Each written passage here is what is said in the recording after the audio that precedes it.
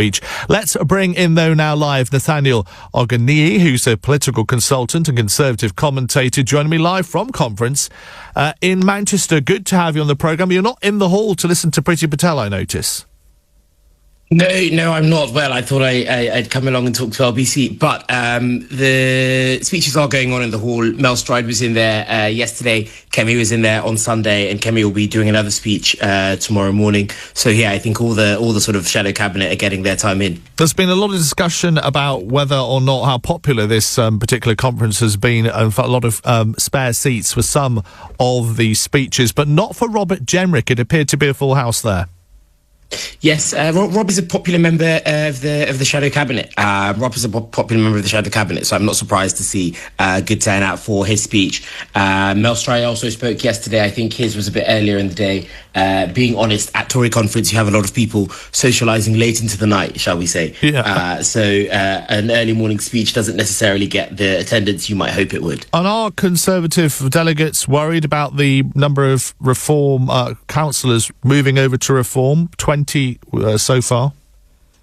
No, I don't think so. There was that announcement this morning, but I think a lot of members are still excited about the announcements from yesterday. So the £5,000 NI rebate for young people, I think that's sort of the first bit of the party's policy platform to attract young people and young professionals, especially, back to the party. There was also talk of slashing government spending, so sort of bringing the civil service back to 2016 levels and all this other stuff. So I think party members are sort of focused on that rather than the councillors. And we know that the Conservative leader, Kemi Badenoch, has already spoken on Sunday, but her big speech is tomorrow at 11 a.m. What is the expectation for people there in what it will contain?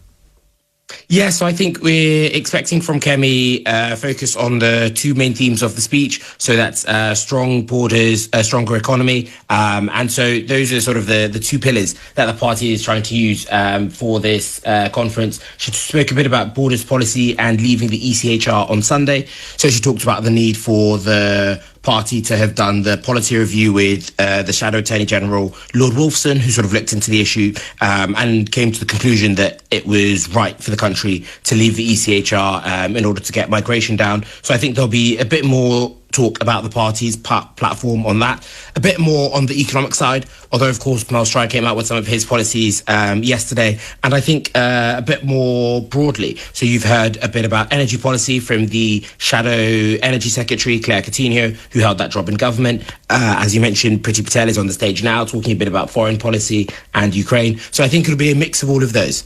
Thank you very much indeed, Nathaniel Ogunniyi, political consultant, Conservative commentator, speaking to me live from conference in Manchester.